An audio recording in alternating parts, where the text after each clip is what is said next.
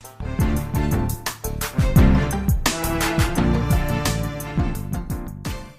and welcome to the Market Alert for Thursday, the 18th of August 2022. So obviously the main news yesterday was the UK cost of living crisis and the 40-year high in inflation numbers, which we'll look at in just a moment. This dominated yesterday. Futures tumble after UK double-digit inflation shock sparks surge in yields. And then US stocks declined as global markets digested red-hot UK CPI data and the latest FOMC minutes. And UK inflation spike ignites risk aversion, but dovish FOMC minutes soften blow, which again we'll see when we look at the Dow. And stocks and bonds dump a short squeeze. Ammo runs out and runs dry at critical technical level. Remember the 19th of May 2008. And what this is referring to here is that the market also was having a bit of a dead cat bounce, and the S&P traded up to the 200 MA and then reversed from it. Again, we'll look at that in context when we look at the S&P. But first, let's have a look at today's news. We've got CPI again from the Eurozone. You can't believe these numbers, can you? 8 and 4%. I mean, what utter nonsense. Philly Fed manufacturing index is also out at 130. Unemployment claims, that's the weekly one. We've got existing home sales as well, which is forecast to be a lot lower as well. We've got CB leading index and natural gas storage. And finally, we got another George Speaks is going to be speaking at 6:20. But let's just go back to yesterday and have a look at these CPI numbers.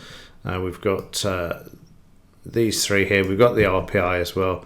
But it's when you look at the graphs and you can actually see how the increase here has been over the last year with the CPI. We've spoken about this for a long time in the Market Alert. If you go back and look at these dates and the Market Alerts at this time, I was talking about it then because the Fed and the central banks had made a decision to actually try and inflate away the debt.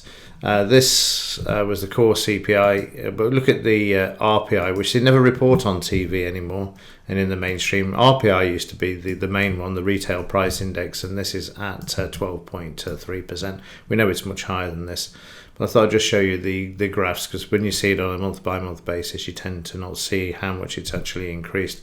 But again, this is only the official data. It's when you actually are aware, when you actually shop personally, that it's a lot higher, much higher. And of course, it's not really accounting for the fuel in the right way either. Just the massaging of figures. Gold-silver ratio moving to the upside. That's because silver's being hammered, as I said, because the stock market moved lower yesterday. So the Dow is sitting above the 200 MA still. Yesterday's coming off the low of the day before, which was Tuesday, and overnight sitting on the 5-bar moving average there as well. In the 30-minute chart, the market moved down with the main markets after the CPI numbers from the UK, and then moved higher sideways. And then at 5 p.m. the market had a bit of a shakeout down to the S1. Then Powell spoke with the minutes and brought the market back, but obviously this has not had much of an impact because the market is now sideways to lower as well, currently below the DP and the 50-bar moving average, trying to hold at the close there. Watch yesterday's low that was made at 5 p.m. if prices move lower.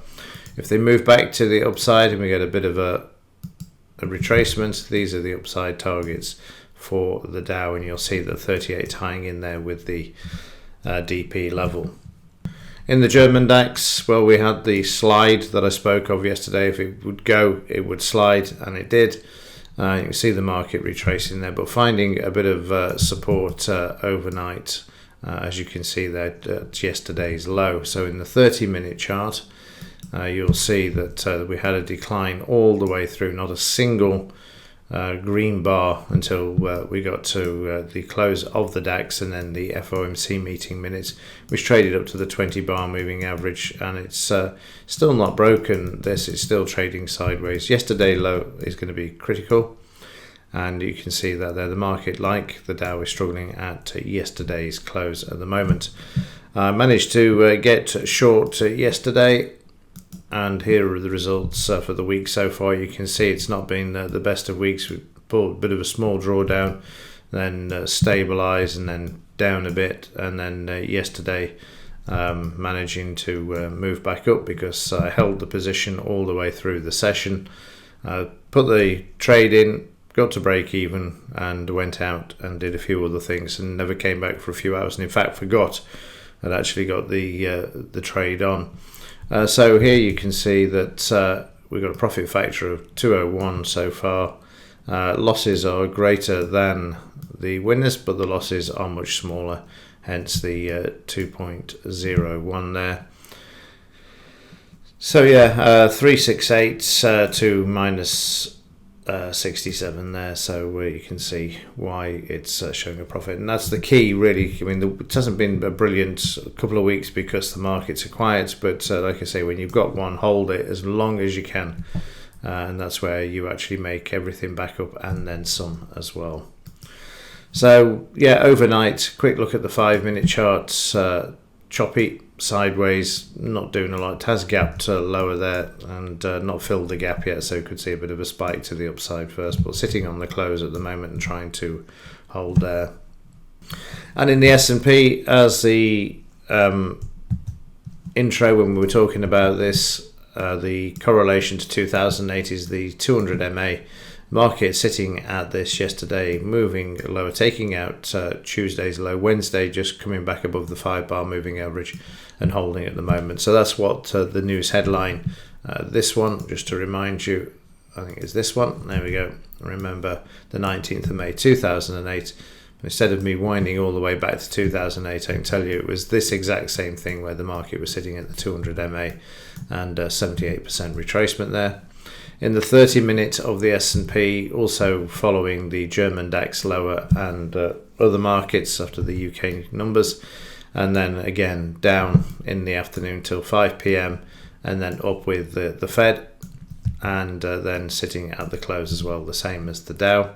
In the UK, sideways, we actually broke, again, we've broken the lows many days.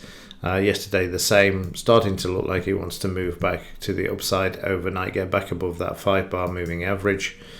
There you can see we had a bit of a decline yesterday, 70 points that is, in the FTSE.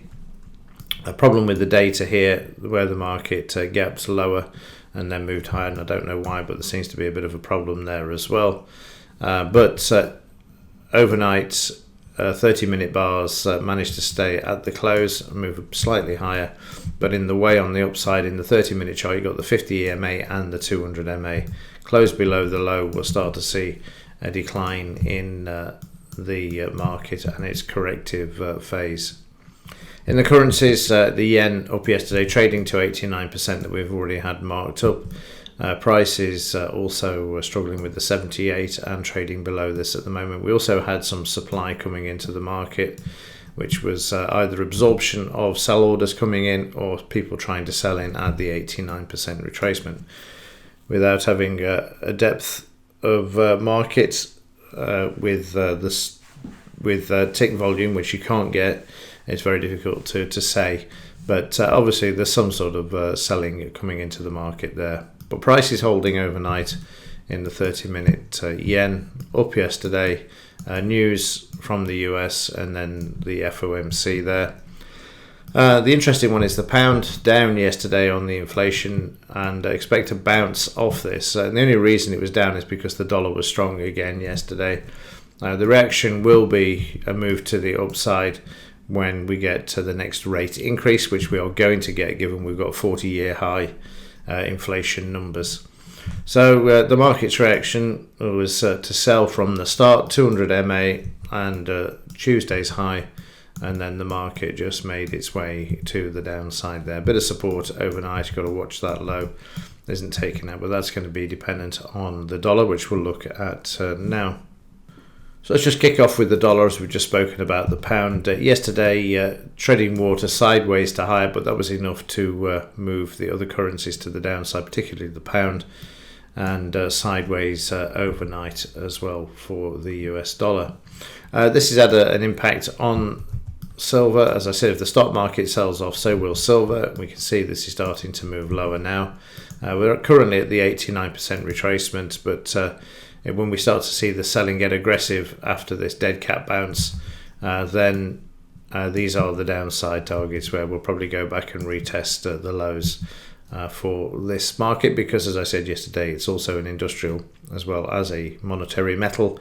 So a decline in the stock market is deemed to be a slowing productivity, recession, etc. So there'll be less silver required, which is complete and utter nonsense given the net zero agenda of the elite. But again, they'll just keep suppressing the price and then be convicted of it again, as we saw last week with JP Morgan. So the decline in silver there, news at 1 p.m, I think it was the US retail sales market got a bit of a bounce with Powell, and then overnight the markets traded down to yesterday's level already. I expect this to continue to the downside during today. Gold also down, but not as aggressive as the silver market, which is why you've seen the gold-silver ratio moving to the upside. There's the US news at 1:30. This is in reaction to the UK numbers, which is inflationary, which is good for gold, but it isn't. It's bad news for gold and the metals, and they moved it lower there, which you can see. And then finally, crude oil sitting sideways at the moment, treading water. But there is an article on Zero Edge to talk about crude oil starting to make a move back to the upside. It'll start as we go into autumn, won't it? The same with natural gas because of the draw on the demand. Okay, that's it for this one. Let's see what the European CPI numbers do to the market when they're released at 10 a.m. this morning. And other than that, as ever, thanks for watching. See you in the next one.